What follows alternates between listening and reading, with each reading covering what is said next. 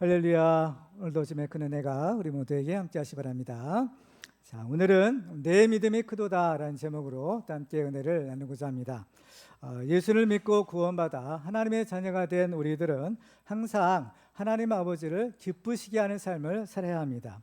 그러면 우리는 어떻게 해야 하나님을 기쁘시게 하는 삶을 살 수가 있을까요? 그 비결은 우리가 하나님을 믿는 것입니다. 히브리서 11장에 보면 믿음이 없이는 하나님을 기쁘시게 하지 못한다라고 했습니다. 하나님을 기쁘시게 하는 비결은 바로 믿음이다라는 사실을 발견하게 됩니다. 그래서 성경을 보면 이 하나님의 마음을 감동하게 하고 주님으로부터 칭찬받은 사람들은 예외 없이 바로 믿음의 사람들이었습니다. 그리고 이 믿음은 모든 능력의 원천, 비결이 되기도 합니다. 예수님께서는 이 믿음이 겨자씨 하나만큼만 있어도 이사를 명하여 여기서 저기로 옮겨지라 해도 그대로 될 것이다 라고 말씀하십니다. 오늘 본문에서 예수님은 이 가나안 여자에게 내 믿음이 크도다 라고 하시면서 내 소원대로 되리라 라고 말씀합니다. 이렇게 하나님의 마음을 감동하게 하는 믿음을 가지고 있으면 우리의 소원도 이루어지는 기적을 체험할 수가 있습니다. 여러분들에게 소원이 있습니까? 여러분들은 과연 어떤 믿음을 가지고 계십니까? 하나님의 마음을 기쁘게 하는 큰 믿음을 가지고 또 하나님이 주시는 모든 은혜와 복을 받는 축복의 주인공들 되시기를 주님의 이름으로 축원합니다. 자, 그러면 우리는 어떻게 하면 주님께서 인정하시는 큰 믿음을 가질 수 있을까요? 오늘 본문을 통해서 우리가 그 비결을 살펴보고 또 함께 은혜를 나누고자 합니다. 첫 번째로 나를 불쌍히 여겨달라고 부르짖는 믿음을 가져야 됩니다. 오늘 본문 22절을 같이 읽도록 하겠습니다. 시작. 가나안 여자 하나가 그 지경에서 나와서 소리질러 이르되 주 다윗의 자손이여 나를 불쌍히 여기소서 내 딸이 흉악하게 귀신 들렸나이다 하되. 예수님께서 두로와 시돈 지역에 가시게 되었는데 바로 그 지역에 있는 어떤 한 가나안 여자가 바로 예수님께 나와 소리를 지르기 시작합니다. 이것은 이 여자가 예수님께 큰 소리로 기도했다라는 것을 의미하는 표현입니다. 그렇다면 이 여자는 예수님께 큰 소리로 기도를 했다라고 하는데 이 여자의 기도는 응답이 되었을까요? 아니면 그렇지 않았을까요? 응답이 되었죠. 우리는 결과를 이미 알고 있습니다. 바로 사람들마다 저마다 하나님께 기도하는 것을 보게 됩니다. 그런데 문제는 그 기도가 과연 하나님께 응답되는 기도인가 아니면 그렇지 않는가, 바로 이것이 바로 중요한 것입니다. 여러분들은 어떤가요? 여러분들 기도하는 것마다 하나님께서 척척 다 응답해 주시나요? 아멘. 그래요. 우리는 어떻게 하면 우리의 기도가 이렇게 하나님 앞에 응답받을 수 있는 기도가 될 것인지 바로 이 가나안 여인의 기도를 통해서 그 비결을 우리가 살펴볼 수가 있습니다. 그래서 우리의 기도가 응답받는 기도가 되려면 첫 번째로는 우리가 기도하는 그 기도의 대상을 분명히 알아야 됩니다. 지금 이 가나안 여자는 예수님을 가리켜서 주 다윗의 자손이여 라고 불렀습니다. 주라는 말은 주님이라는 뜻인데 이 말은 구약시대에 바로 여호와 하나님을 가리키는 그러한 호칭이었습니다. 그리고 이 다윗의 자손이여 라고 했는데 이 말은 곧 우리를 구원하실 메시아다라는 그러한 뜻을 가지고 있는 겁니다. 그러니까 예수님은 곧 하나님이시요 우리를 구원하기 위해 오신 바로 구원자 메시아입니다라는 그러한 믿음의 고백을 바로 다윗의 자손이여 라는 그런 말에 담고 있는 것입니다. 그래서 이 여자는 예수님에 대한 자기의 이 믿음의 고백을 주 다윗의 자손 예수여 라는 그러한 말에 담고 표현하고 고백하고 있는 것입니다. 바로 이러한 믿음이 바로 주님을 기쁘시게 하는 큰 믿음입니다. 바로 예수님이 누구신가? 예수님은 하나님의 아들이시오 우리를 구원하러 오신 구원자 메시아다. 또 우리를 죄와 사망에서 구원해 주실 분이시다. 이 사실을 아는 것, 바로 이러한 사실을 알고 그 예수를 믿는 것이 바로 주님이 기뻐하시는 믿음이요 이 믿음이 우리를 구원하는 바로 영생에 이르는 참된 믿음인 것입니다. 우리도 이러한 큰 믿음을 가지고 주님께 칭찬받고 주님께 구원받는 하나님의 축복의 주인공들이 다 되시기를 주님의 이름으로 축원합니다. 두 번째로 우리의 기도가 응답받기 위해서는 내게 필요한 것이 무엇인지를 정확하게 알고 구해야 됩니다. 지금 이 여자는 주 다윗의 자손이여라고 예수님을 부르면서 내 딸이 흉악하게 귀신 들렸나이다 라는 말을 합니다. 이 사랑하는 딸에게 그만이 흉악한 귀신이 들어가는 것입니다. 그런데 사람의 힘으로는 그 귀신을 쫓아낼 수가 없는 것이에요. 그렇기 때문에 지금 이 문제를 가지고 예수님께 나온 것입니다. 그렇다면 이 여자는 지금 예수님께 무엇을 바라고 온 것인가요? 예수님께서 그 딸에게서 귀신을 쫓아내 주시기를 바라고 예수님께 나온 것입니다. 그렇다면 이 여자의 딸에게는 왜 그만 귀신이 들어가게 되었을까요? 이 귀신이 들렸다라는 것은 바로 귀신이 그 사람의 마음속에 들어가서 그 마음을 이렇게 차지한다, 또 그 마음을 지배한다라는 그런 의미를 가지고 있는 겁니다. 그래서 귀신이 들리면 어때요? 어떤 자기의 의지가 이제 잘 작동이 안 되는 거죠. 귀신이 그냥 시키는 대로 뭐 이렇게 귀신의 종노릇을 하게 되는 것입니다.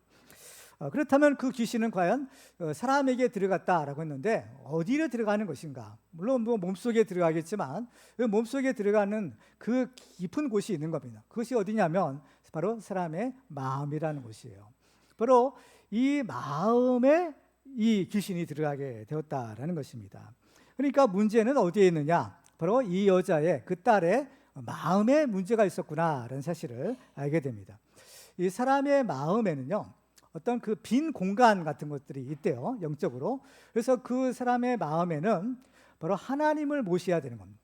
그래서 예수님을 믿는다는 것이 뭐냐? 예수님을 우리 마음에 영접한다는 것이에요. 영접하는 자, 그 이름을 믿는 자들에게는 하나님의 자녀가 되는 권세를 주셨나니라는 것처럼 우리가 예수를 믿는 것은 예수님을 우리 마음에 모셔드리는 겁니다. 우리의 마음의 중심에 예수님을 모시고 우리 예수님을 주님으로 섬기며 주님과 동행하는 삶을 살아가는 것이 예수를 믿는 삶인 것이에요. 그런데 마땅히 모셔야 될 예수님, 마땅히 모셔야 될 하나님, 마땅히 충만해야 될 성령님을 우리가 모시지 않게 되면 우리의 마음이 진공 상태가 되는 겁니다. 그러면 우리의 마음에 그대로 있느냐? 그렇지가 않는 거예요.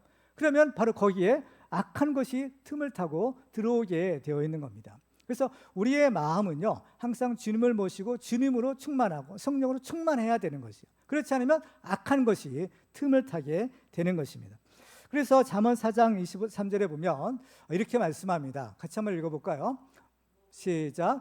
뭐든 지킬 만한 것 중에 더욱 내 마음을 지키라. 생명의 근원이 이에서 남이니라. 아멘. 우리의 마음을 지키라라고 하고 있습니다.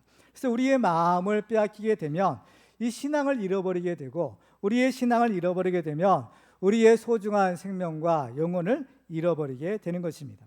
그래서 마태복음 16장에 보면 예수님께서 이렇게 말씀하세요. 사람이 만일 온 천하를 얻고도 제 목숨을 잃으면 무엇이 유익하리요? 사람이 무엇을 주고 제 목숨과 바꾸겠느냐라고 하십니다.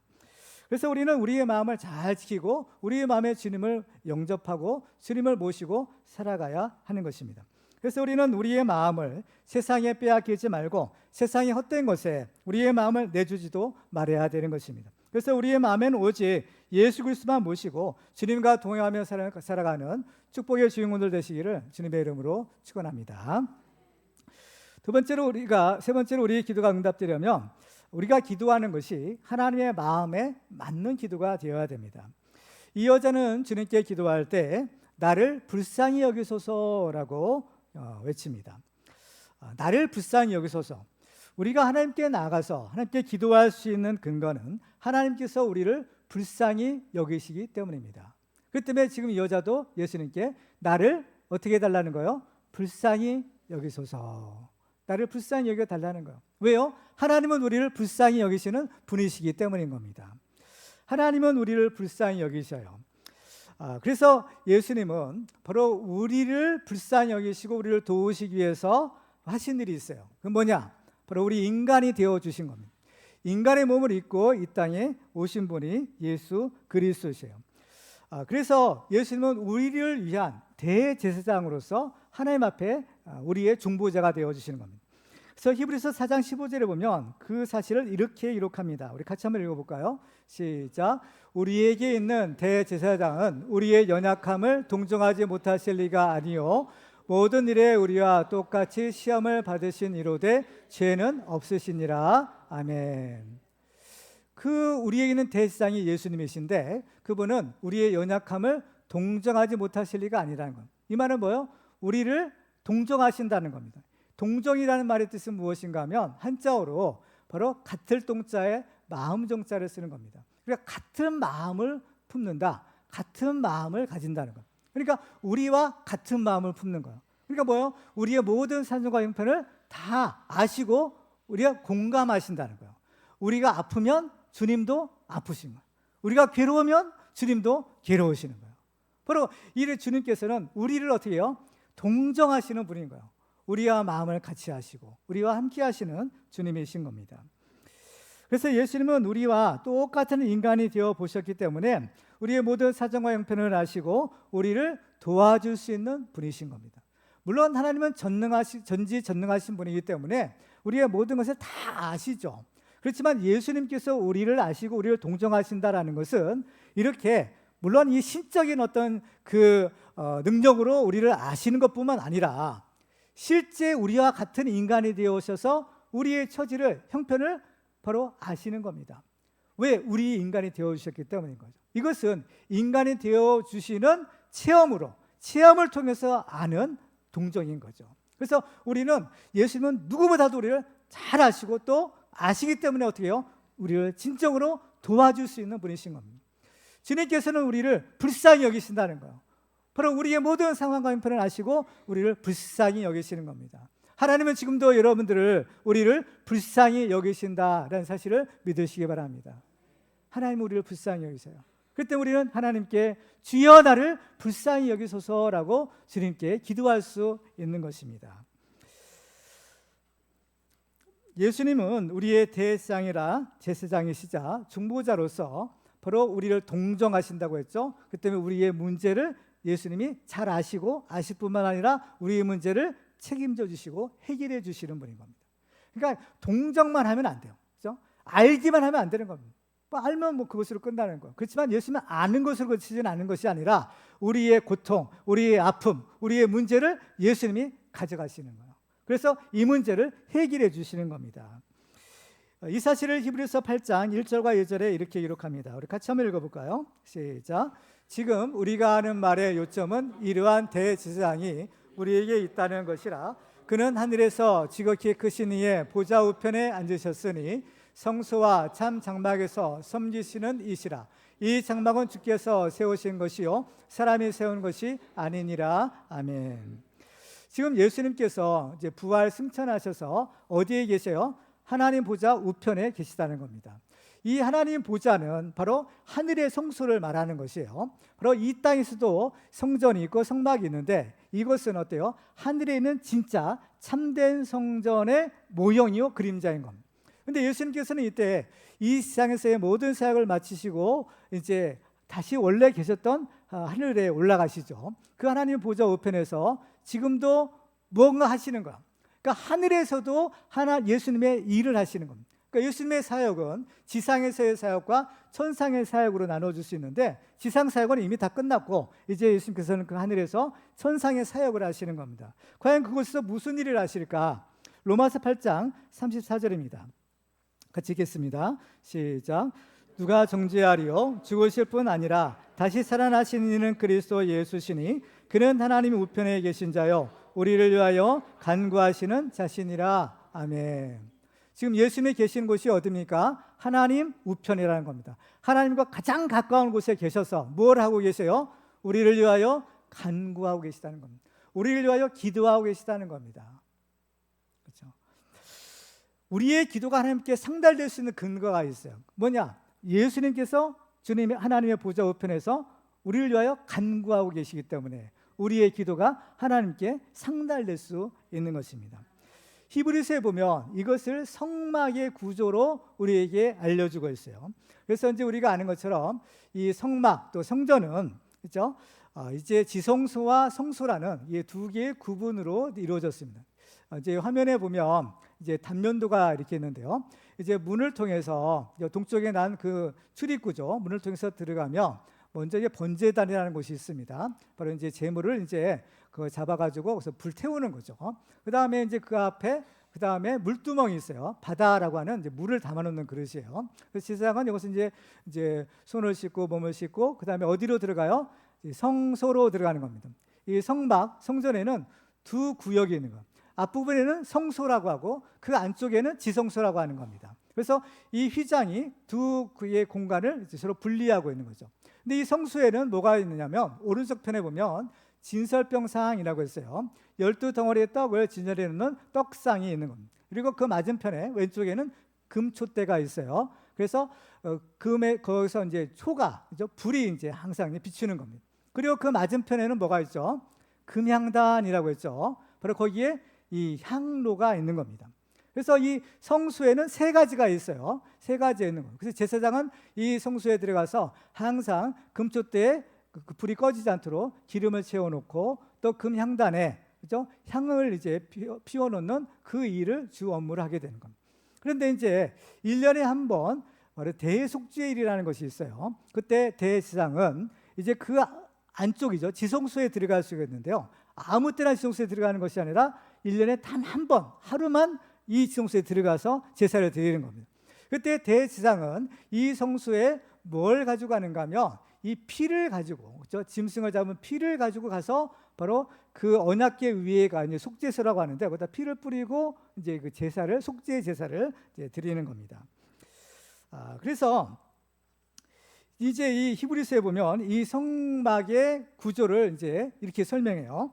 자, 히브리서 9장 1절과 2절 볼까요? 첫 언약에도 섬기는 예법과 세상에 속한 성소가 있더라. 예비한 첫 장막이 있고 그 안에 등잔대와 상과 진설병이 있으니 이는 성소라 일컫고라고 합니다. 자, 여기서 보면 2절에 보면 장막 안에 뭐가 있다고 했어요? 등잔대, 상과 진설병이 있었다는 겁니다. 근데 이 성소에는 지금 이 두 가지 말고 또 한 가지가 있었죠. 그것이 뭔가요?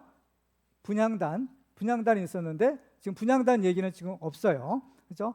근데 이 분향단의 의미가 뭐냐? 이 분향단은 이제 사실 향을 피우는 거잖아요. 이 향을 피우는 것인데 이 향이 상징하는 것이 뭐냐면은 우리 성도들의 기도를 의미하는 겁니다. 그래서 요한계시록 8장에 보면 이렇게 기록합니다. 또 다른 천사가 와서 제단 곁에 서서 금향로를 가지고 많은 향을 받았으니 이는 모든 성도의 기도와 합하여 보좌 앞 금제단에 드리고자 함이라. 향연이 성도의 기도와 함께 천사의 손으로부터 하나님 앞으로 올라가는지라라고 했어요. 그러니까 이 향을 피우면 향이 이제 막 이렇게 하늘로 올라가잖아요. 그 모습이 마치 우리가 기도하는 것이 하나님 앞에 이렇게 올라가는 것과 같은 모양인 겁니다. 그래서 이 향은 성도의 기도라고 했어요. 그러면 왜 사실은 본래 이 향로죠. 금향로는 어디에 있는 거예요? 성소에 있는 거죠. 휘장 앞에 있는 성소에 있는데 그러면 왜 이 성소에 이 향로가 없어졌을까? 그 이유가 있는 거예요. 이어지는 히브리서 9장 3절과 4절 같이 읽어볼까요? 시작. 또 둘째 위장 뒤에 있는 장막을 지성소라 일컫나니 금향로와 사면을 금으로 싼 언약궤가 있고 그 안에 만나를 담은 금 항아리와 아론의 쌍난 지팡이와 언약의 돌판들이 있고. 자, 여기서 보면 지금 지성소 안에 뭐가 있었다고 했어요? 금향로 그리고 또 언약궤가 있었다. 본래 이 금향로는 어디에 있어야 돼요? 성소에 있어야 되는 겁니다. 근데 지금은 이 금향로가 어디에 있어요? 지성소 안에 있는 겁니다. 왜 그럴까? 왜 성경이 이곳이 다르고 저곳이 다를까? 이건 성경 서로 맞지 않는 것 아니냐, 모순 아니냐 이렇게 생각해 볼 수 있지만 그렇지 않는 겁니다. 이것은 이제 예수 그리스도의 이제 사역에 관련해서 히브리서 기자가 이렇게 기록한 거예요. 히브리서를 기록했을 당시는 어느 때인가요? 예수님을 중심으로 예수님이 지금 어디에 계실 때요? 바로 하나님 보좌 우편에 계실 때죠. 예수님께서 오셔서 이제 우리를 위하여 십자가의 고난 받으시고 죽으셨다 부활하셔서 지금 이제 하나님 우편에 계시는 겁니다. 그런데 예수님이 이제 십자가에 운명하실 때, 달려 돌아가실 때 성전에서 희한한 일이 벌어지게 되죠. 그것은 바로 이 지성소와 성소를 가로막고 있던 휘장이 위로부터 아래로 쫙 찢어지게 되는 겁니다. 이 휘장의 두께가 한 10cm 정도가 된다고 그러는 거예요. 그리고 그것이 굉장히 무거운 거랍니다. 그렇기 때문에 이건 사람이 도저히 찢을래야 찢을 수 없는 거예요. 근데 그간 두꺼운 이 휘장이 더군다나 위로부터 아래로 쫙 찢어졌다는 것은 하나님이 찢으신 거예요. 그러니까 예수님이 이제 죽으셨을 때 그 예수님의 죄값으로 인해서 하나님과 우리 사이를 가로막고 있는 죄의 장벽이 이제 사라졌다라는 것을 상징하는 것입니다. 그렇기 때문에 지금 히브리서 기자가 이 히브리서를 쓸 때에는 어때요? 지금 예수님은 우리의 대제사장으로서 자신의 피를 가지고 하나님 앞에 나아가서 영원한 완벽한 속죄 제사를 드리신 이유인 겁니다. 그렇죠? 그렇기 때문에 지금 영적으로 보면 이 휘장이 어때요? 찢어진 상태예요. 지금 휘장이 이제 사라진 상태죠. 물론 이제 구분은 되지만, 그런데 지금 휘장이 찢어진 까닭, 휘장이 찢어서 이제 예수님은 어디로 가요? 하나님 보좌 앞에. 바로 그것이 지성소죠. 그것으로 예수님 나아가는 겁니다. 그런데 예수님이 그 하나님의 은혜의 보좌 앞에 나아갈 때 무엇을 가지고 가실까? 그것이 바로 두 가지죠. 하나는 예수의 피, 또 한 가지는 우리 성도들의 기도. 이 두 가지를 가지고 주님 앞에 나가는 겁니다. 이것은 구약 시대의 레위기서를 보면 확실하게 알 수 있어요. 레위기서 16장 11절 이하를 보면 이렇게 기록합니다.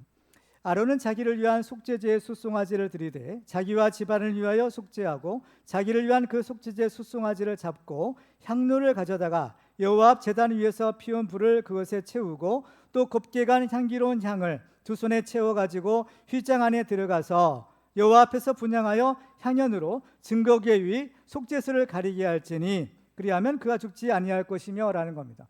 그러니까 구약 시대에도 이 대제사장이 속죄 제사를 드릴 때 뭘 가져갔다는 거예요? 물론 피는 가지고 가는 건 필수고요. 바로 이 향로예요. 그렇죠? 바로 이 분향단을 가지고 들어가는 겁니다. 그래서 제사장이 이 지성소에 들어가서 하는 일이 뭐냐면은 먼저 피를 뿌리죠. 속죄소 위에 피를 뿌리고 그다음에 뭐를 해요? 이 향로에 향을 피우는 겁니다. 그래서 이 향이 지성소 안에 가득하게 만드는 거예요. 그러니까 이 향로는 어때요? 붙박이가 아니라 제사장이 들고 지성소 안에 들어갈 수 있는 것이었다는 겁니다. 마찬가지죠. 지금 왜 이 향로가, 금향로가 이 지성소 안에 있느냐? 바로 예수께서 우리의 대제사장으로서 바로 하나님 앞에 나아갈 때 자신의 피와 함께 우리 성도들의 그 기도가 담긴 그 금향로를 어떻게 해요? 하나님 앞에 가지고 가는 겁니다. 그래서 어떻게 해요? 하나님이 우리의 기도를 그래서 들으시고 응답하시는 겁니다. 그렇죠? 그렇기 때문에 이제 우리 주시는 축복이 뭐냐? 히브리서 4장 16절인 겁니다. 같이 읽을까요? 시작. 그러므로 우리는 긍휼하심을 받고 때를 따라 돕는 은혜를 얻기 위하여 은혜의 보좌 앞에 담대히 나아갈 것이니라. 아멘. 그래서 우리는 어떻게 하나님의 은혜의 보좌 앞에 나갈 수 있어요? 바로 기도예요. 예수 이름으로 하나님 앞에 기도하는 우리의 기도는 어때요? 바로 예수께서 그 금향로를 지성소 안에 갖다 놓으신 것처럼, 하나님 은혜의 보좌 앞에 갖다 놓으신 것처럼 우리는 예수님을 기도하는 기도가 하나님께 상달될 수 있게 되는 것입니다. 오늘 본문의 가나안 여인이 예수님께 소리를 질렀다고 했죠. 이 소리를 질렀다는 것이 하나님께 부르짖어 기도했다라는 것을 의미한다라고 했어요. 이 부르짖는 기도는 확실한 응답의 약속이 있는 기도입니다. 예레미야 33장 3절을 같이 읽도록 하겠습니다. 시작. 너는 내게 부르짖으라. 내가 내게 응답하겠고 내가 알지 못하는 크고 은밀한 일을 내게 보이리라. 아멘. 하나님께 우리가 부르짖어 기도하면 하나님이 들으시겠다, 응답하시겠다 약속하시는 겁니다. 하나님은 우리를 불쌍히 여기신다고 했죠. 하나님의 그 긍휼히 여기심을 얻기 위하여 우리는 어떻게 해요? 기도로 하나님께 나아가는 겁니다. 그러면 하나님이 우리를요 불쌍히 여겨주시고 우리를 바로 이 흉악의 결박을 풀어서 자유케 해주시는 겁니다. 성경을 보면 귀신을 쫓아내지 못했던 예수님의 제자들이 예수님께 물었어요. 왜 우리는 그 귀신을 쫓아내지 못했습니까? 그 대답을 예수님께서 마가복음 9장에서 이렇게 대답하십니다. 같이 읽겠습니다. 시작. 이르시되 기도 외에 다른 것으로는 이런 종류가 나갈 수 없느니라 하시니라. 왜 기도 외에 이러한 귀신을 쫓아낼 수 없을까요? 이거는 영적인 문제고 또 이러한 영적인 존재는 하나님의 능력에 의해서만 바로 쫓아낼 수 있기 때문인 겁니다. 그렇죠? 이 귀신에 사로잡힌 사람들의 특징은 자기 의사에 반해서 자기가 하지 않는 것들을, 자기가 원치 않는 것들을 하게 돼요.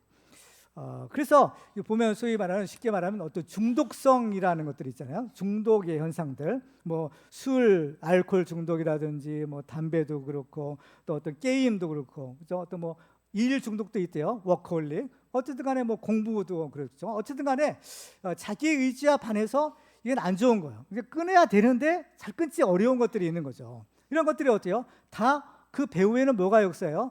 이런 악한 영들이 역사하기 때문인 겁니다. 그렇죠? 그렇기 때문에 이 영적인 문제는 영적으로 풀어야 한다라고요. 그래서 우리 사람 힘으로 해결할 수 없는 것들, 이것도 어떻게 해요? 이걸 해결하려면 하나님께 기도로 나가야 된다는 겁니다. 그래서 이사야 58장 6절에 보면 내가 기뻐하는 금식은, 그래서 금식은 이제 기도를 말하는 거예요. 금식하며 기도하는 거죠. 흉악의 결박을 풀어주며 멍에의 줄을 끌어주며 압제당하는 자를 자유하게 하며 모든 멍에를 꺾는 것이 아니겠느냐라는 겁니다. 우리가 기도하면 하나님이 우리 기도를 들으시고 응답하셔서 이 멍에를 끌어주는 거예요. 이 흉악의 결박을 끊어주는 은혜를 주시는 겁니다.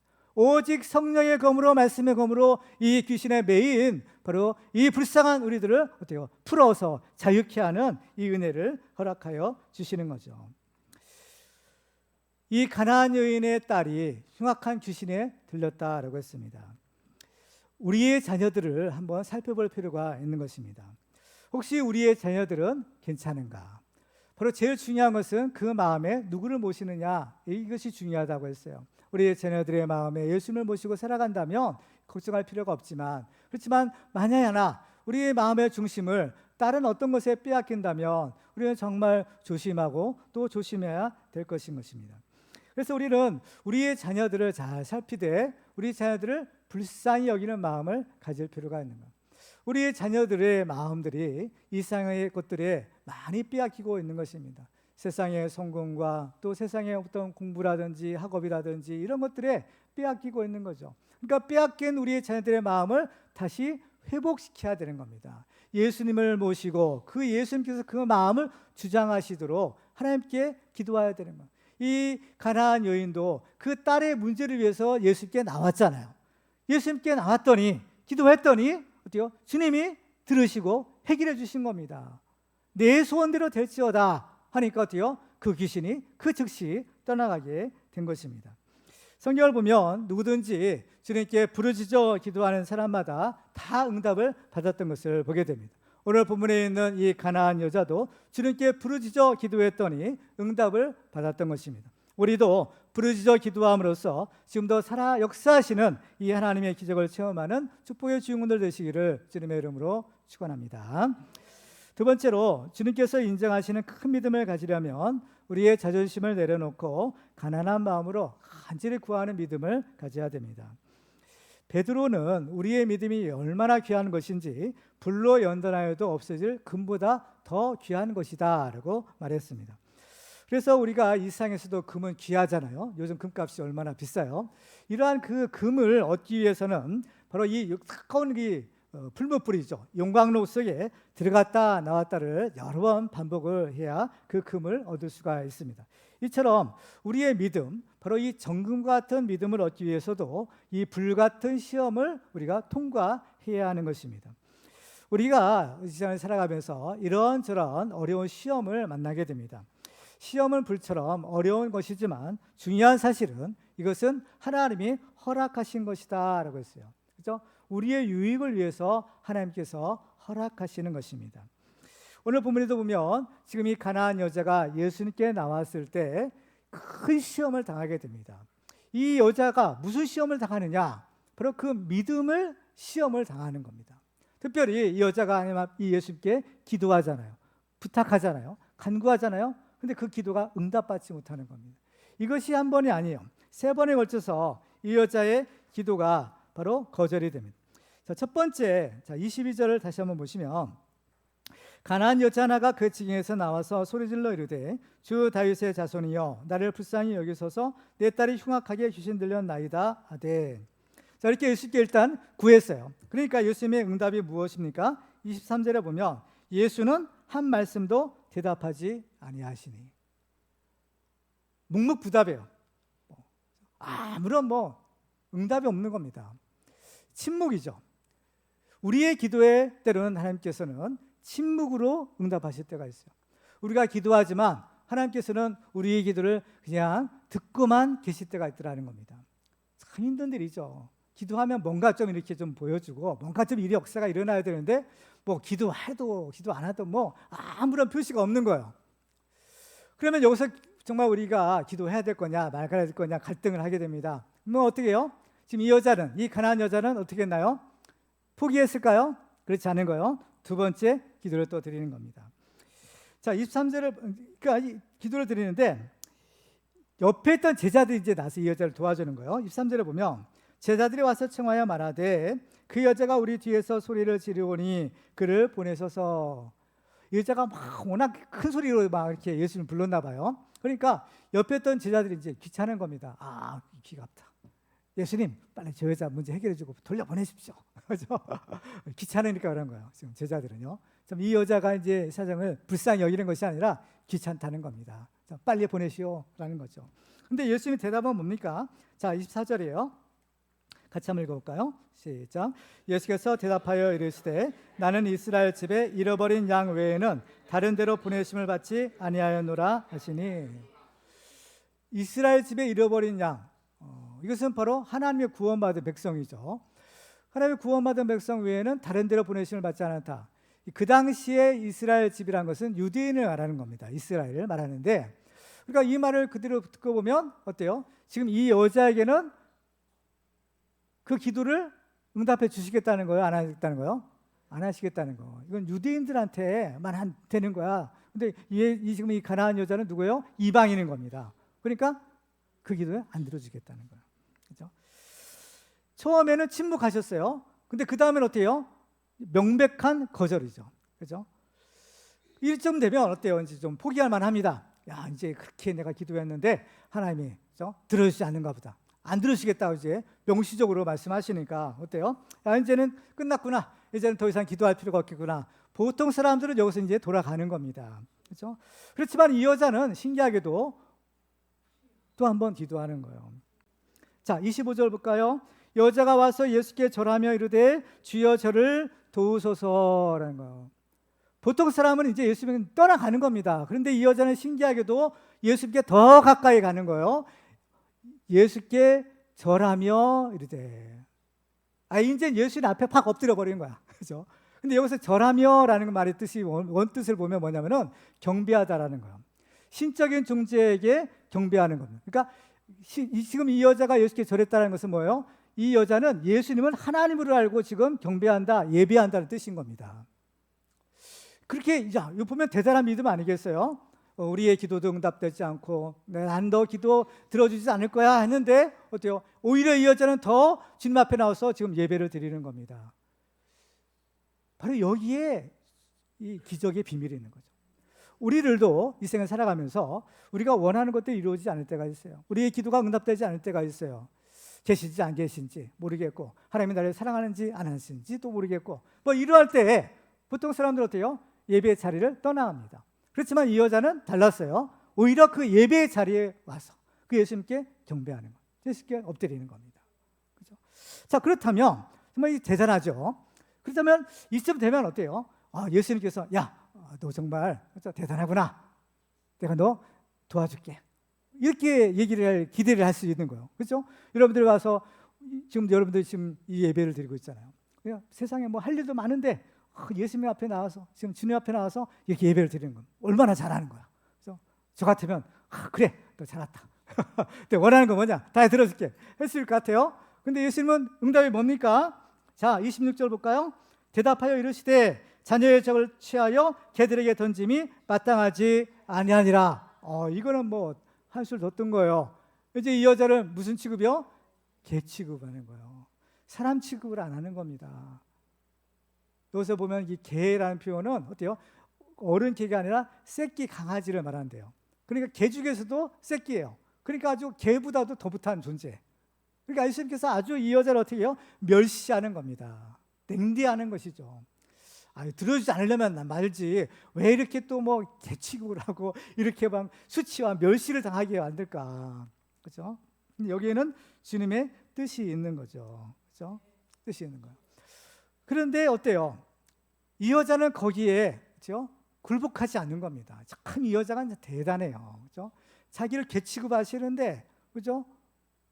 보통 같으면 이제 삐졌을 거예요. 그죠? 삐져가지고 야 이제 예수님 다시 한번 안 볼래요. 그죠? 딱 갈 텐데 여자는 그렇지 않은 거예요. 이러한 세 번의 시험이죠. 이러한 세 번이라는 것은 뭐예요? 참 완전수잖아요. 이렇게 예수께 기도해도 안 되고 오히려 거절되고 오히려 그죠? 냉대를 받는 거야. 그럼에도 불구하고 이 여자는 이 시험을 이겨요? 실패해요? 이기는 거죠.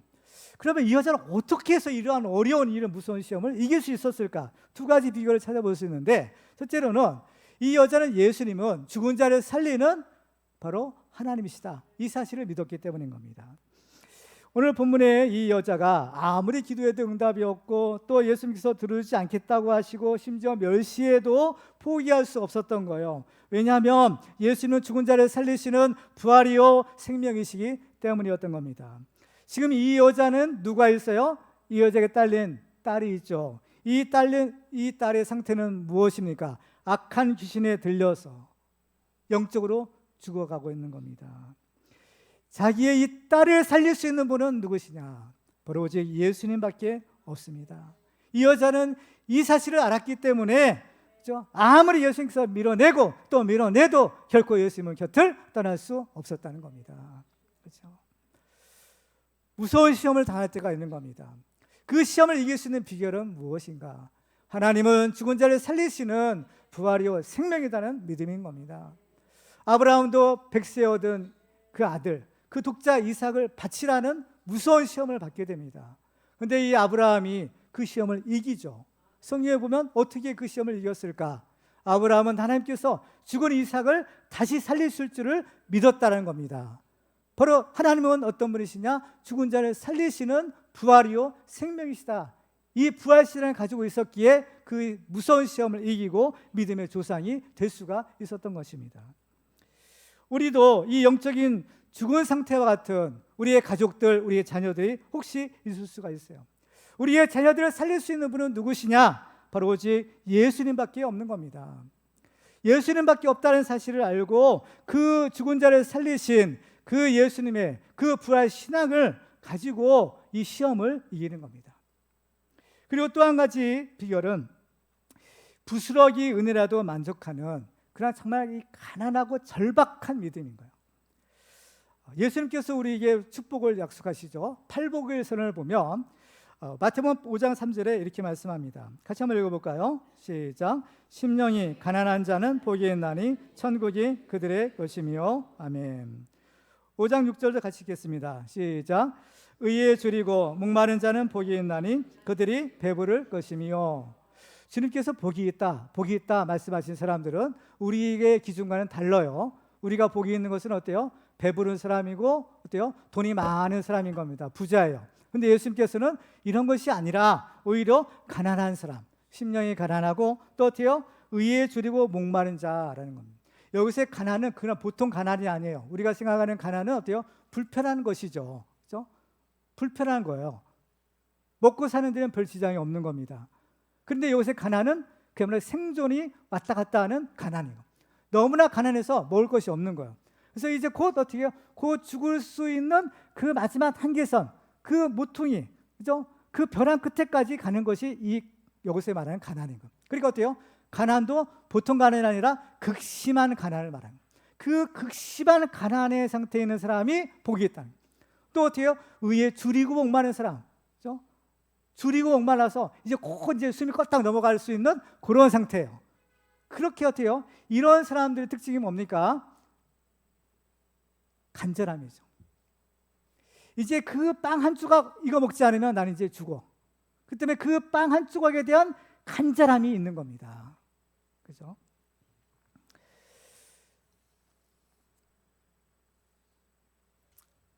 하나님의 은혜에 우리가 배불러서는 안 된다라고 합니다.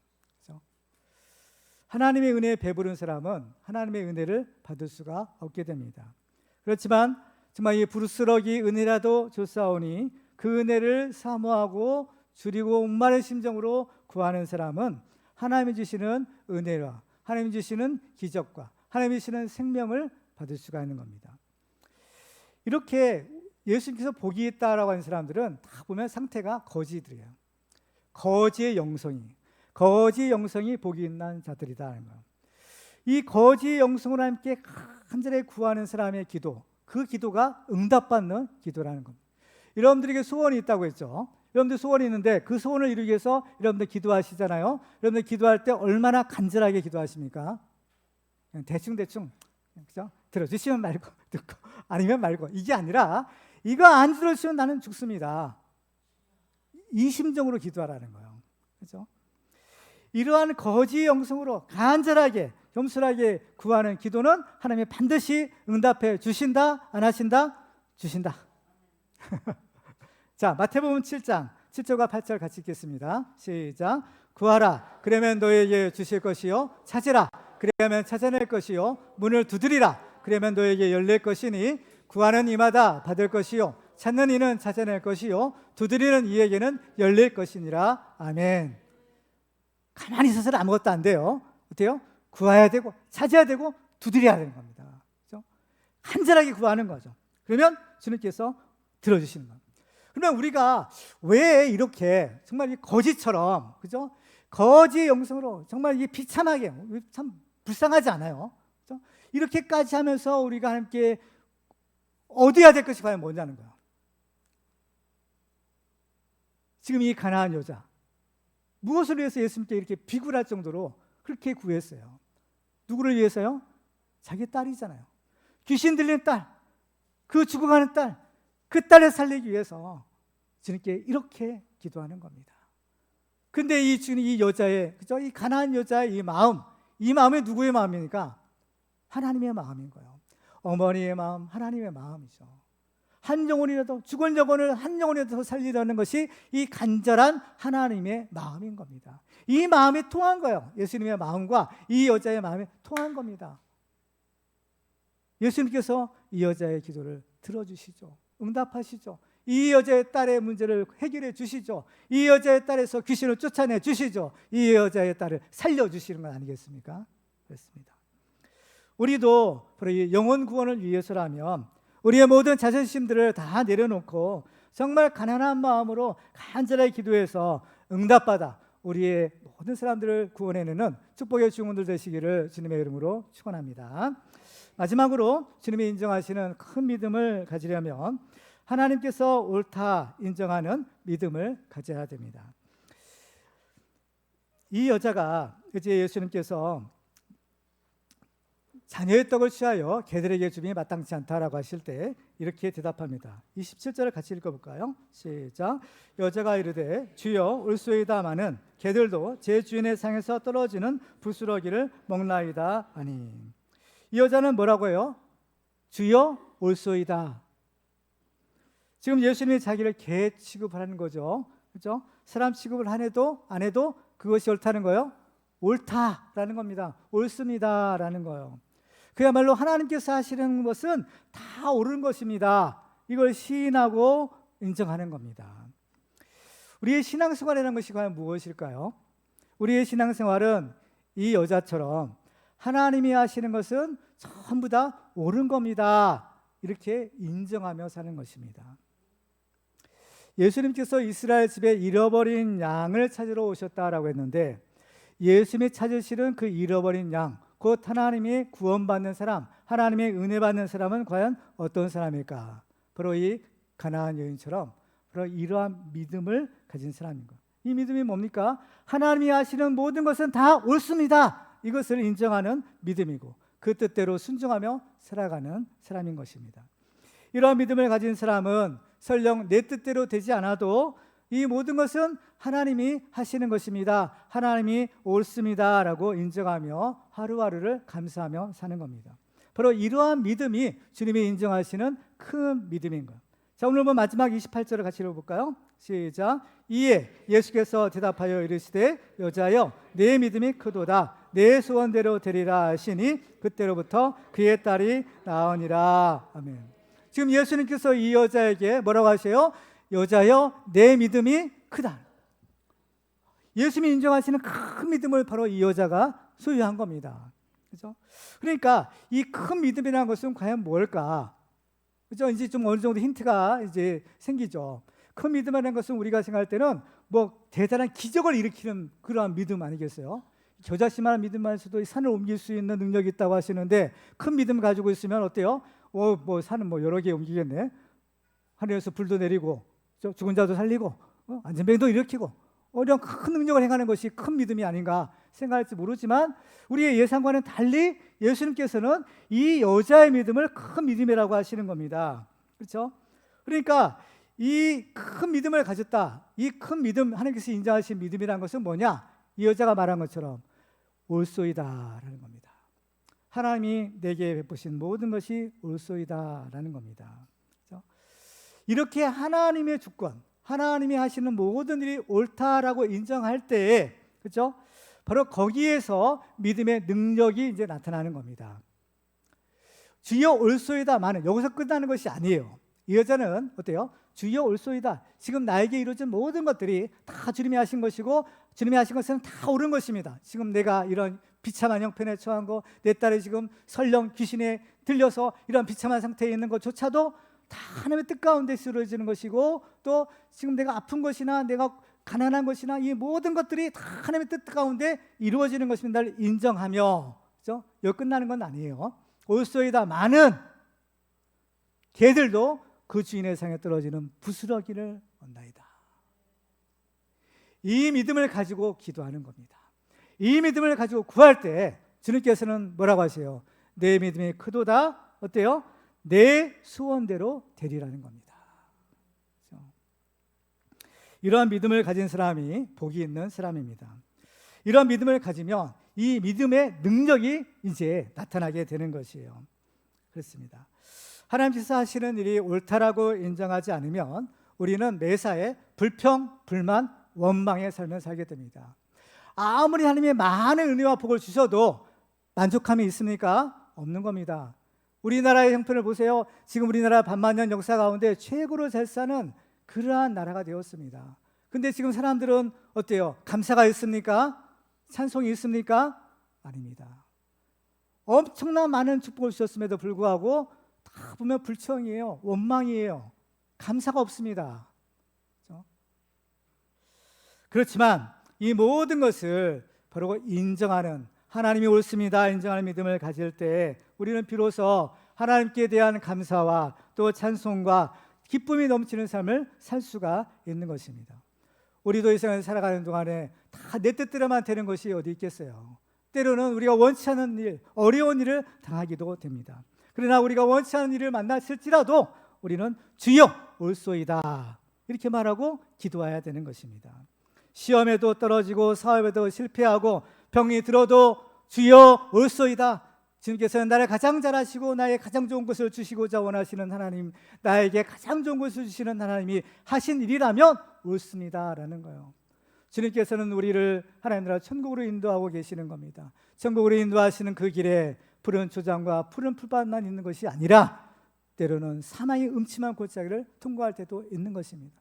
푸른 풀밭 초장을 지날 때, 실만한 물가를 지날 때마다 올소이다라고 하는 것이 아니라 바로 이 사망의 음침한 골짜기를 지날 때에도 주여 올소이다, 주님 감사합니다 이겁니다.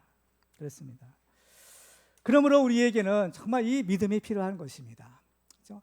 우리가 원하는 것 이루어져서 감사는 물론 모든 사람이 다 할 수 있는 거잖아요. 그렇지만 우리가 원치 않는 이런 어려운 상황들, 우리가 이루어지길 원하지만 이루어지지 않는 것들, 그런 상황에서도 감사, 항상 감사하라, 쉬지 말고 기도하라, 범사에 감사하라. 그렇죠? 이 말씀에 순종하여 살 수 있는 비결은 바로 여기에 있는 겁니다. 이 여자처럼 주여 올소이다.